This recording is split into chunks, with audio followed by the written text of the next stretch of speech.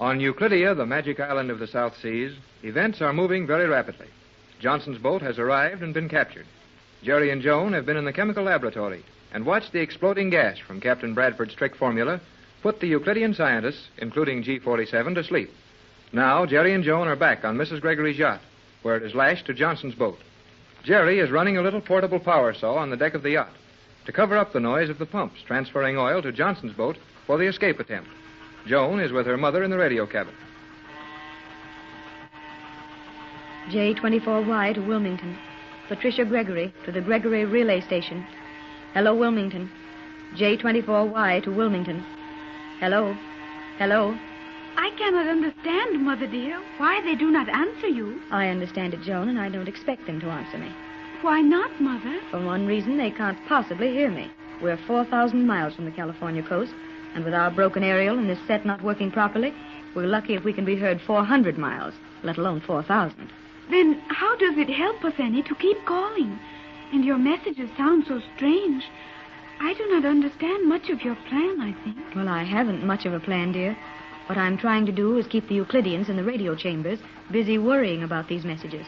As long as they think our position is hopeless here and that we're frantically calling for help, they won't suspect how nearly ready we are to try and escape. But what about Mr. Johnson? Will he be hearing these messages and acting on them to help you? I hope so, dear, though it's rather difficult to put much of value to him in the messages. However, he'll be listening to all of them, as long as he's within range of this transmitter at least. And when we actually run away from here, he may be able to figure some way to meet us before our fuel gives out. I'm so afraid, Mother dear, that these Euclideans will discover you have cut holes in the two boats and are transferring the oil from this yacht to Johnson's cruiser. They may not. Jerry's making a very convincing job of sawing on that mast out there. The noise will cover the sound of the pumps are making, and unless some of the Euclideans actually swim in between the boats, as you and Jerry did, I don't think they'll see the holes. They're so near the waterline. I would like to go out on the deck and see what is happening now. You'd better not, dear. Jerry and the captain will be busy trying to answer the questions of that Euclidean guard. You'd only add to the confusion if you went out there. What if the guard should discover the plans to use the other boat in escaping? Joan, dear, don't be so pessimistic. If those things happen, they'll simply have to happen. Now, I'll use the radio again, see if I can think of something which might give Johnson an idea as to our real position here. J24Y calling Wilmington. Gregory Yacht to Relay Station. Relay this to Gregory Land Station at Wilmington. Both boats powerless. Held captive at latitude 29 degrees south. Longitude 124 degrees 30 minutes west. Impossible attempt escape.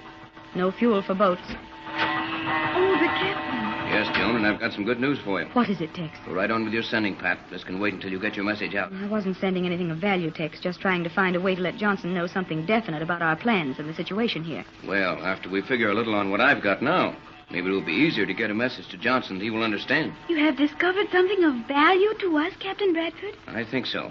That Euclidean who came aboard just now and put Jerry and me through a cross-examination didn't have any idea that the gas explosion in the laboratory was anything more than an accident.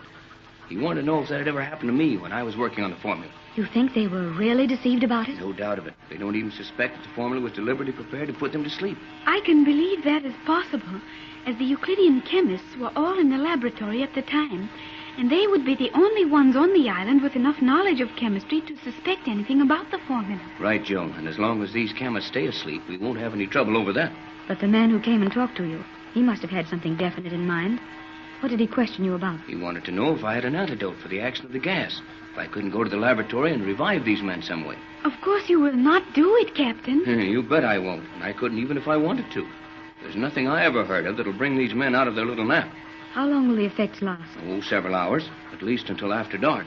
The minute it's dark, we've got to make our break for the open. But how will we ever get that boat of Johnson's out through the pier opening and away from the island without being heard? There is often a brisk wind from the south in the evening. Could you sail that boat out, Captain? That's what I'm figuring on trying. They'd hear the motors. I wonder if the batteries in Johnson's boat are in shape to handle the radio. I imagine they're pretty dead after dragging that boat around, but we'll move our batteries over there after dark. Oh, Captain, listen. The noise has stopped. Yeah, so it has. That means the oil's all transferred to the other boat, and Jerry can quit sewing on that mast. Well, Jerry, did you finish with the mast? Yes, Mrs. Gregory. And I wanted to ask you about that, Tex. What is it, Jerry? Don't you think it'd be a good idea for me to go right ahead and set that short mast into place, then rig up the radio aerial again, It'll give these fellas an idea we're planning on staying on this boat if they're watching us. I think that would be very wise, Jerry. Oh, you would think so.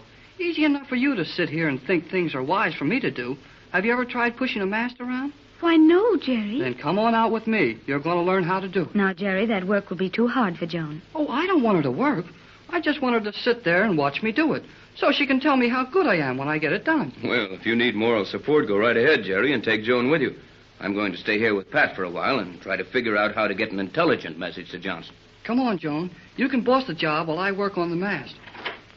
You must both be very careful out there. We will, Mother, and I will see that Jerry does a good job.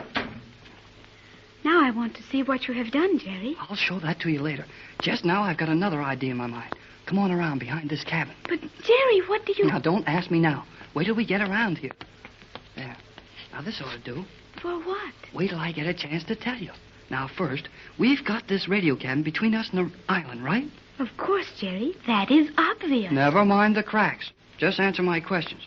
Now, that cabin is all lined with that Euclidean soundproof cloth. All the way around, isn't it? Precisely. Hey. I am sorry. I mean, certainly it is. Then, if we stand here, with that cabin between us and the island, can we talk without anyone on the island hearing us? Yes, Jerry. I am sure that is possible. Of course, we will have to watch for anyone on the other pier over there. Oh, I know that. We'll have to watch all around and up and down. But what I want to know, is there any way for their sound beams from the central control chamber on the island to pick up what we say from here? No, Jerry. We will be safe with this insulated cabin between us and the instruments. Swell. Now listen, I've got an idea. And it's something I didn't dare tell your mother and Tex because they wouldn't let us try it. But I think you and I can put it over. Is it something dangerous, Jerry? Plenty. But it's just as good as it is dangerous. And it's a swell chance to make sure we get off this island tonight. Oh, Jerry, what is it? I will help you, no matter how dangerous it might be. Atta girl, Joan. I knew you'd be with me. But we've got to be mighty careful that Captain Bradford or Mrs. Gregory don't find out anything about it. Then we must speak very quietly, Jerry. They might hear us through this cabin wall. But you said the cloth would keep them from that. Not exactly, Jerry. The cloth would keep sound from being recorded in the control room. But if we spoke loudly enough, our voices might be heard through this thin wall. Not what we said, of course. But if they heard our voices here, when we should be on the other side of the boat working on that mast, they might come out to see who it was. Right, Joan. We'll take it easy. Now tell me what it is. You must have some plan which you and I can work out. Yeah. Wait a minute. Listen. Oh, boy, that's swell. The skipper and Mac are working on that mast now. Tex will think it's me, and he won't come out looking for me. Well, hurry, Jerry. Your plan. Well, I'll tell you, Joan. It's mighty dangerous for you as well as me. And you don't have to go for it if you don't want to. Why, Jerry, do you not realize that I want to do everything you do and go with you at all times? I am afraid of nothing, Jerry, if you and I are to try it together. Atta baby, Joan. Atta baby. I know what that means now, Jerry. It means Never that... mind that now. You're a swell girl, Joan, but your English is terrible. Forget it and listen to the plan. Of course, Jerry. Well, to begin with, my plan's only good if you know a whole lot about this island. I mean, where the main switches are that control all the electricity on the island. Where the one room is where the most damage would be done if anything happened to that room. And where the men are that would have to watch out for most. You want a good deal, Jerry. But I think I can help you with all of it. Okay. Now, here's one other thing. How far can we walk on that island without getting stopped? I mean, how close can we get to any of the important rooms? I think with the chemists all asleep in the laboratory, the other Euclideans will be rather uncertain in their conduct. We may find the watches very lax. Well, now here's what we've got to do. Captain Bradford is planning on trying to sail Johnson's boat out after dark. And your mother is trying to get a message to Johnson that will let him know we'll be on the high seas without any fuel in the boat. Now, all that's all right, but I'm afraid Tex is leaving too much to chance here. Even if most of those guys are asleep, there'll be plenty of Euclideans who know how to handle those big ray guns and the submarines and all. And even without old G-47, I got a hunch somebody on that island is going to have sense enough to stop that boat before we get very far. That is what I think, Jerry.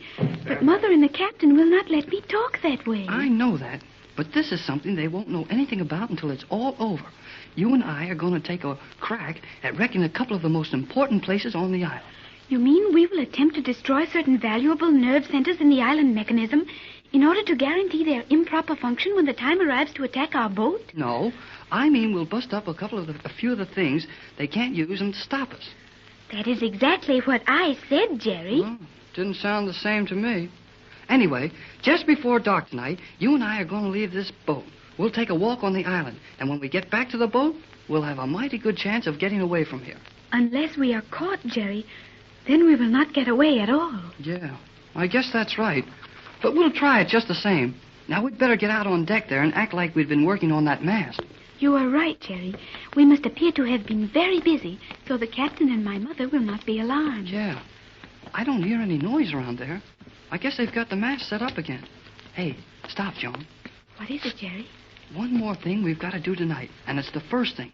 We've got to get our hands on one of those ray guns. I will take care of that, Jerry. I have one for each of us. You what? Where did you get them? When we pretended to faint in the laboratory, I fell very close to the commander. When we left, I had both of her ray guns hidden in my dress. Joan, you're swell. I know it.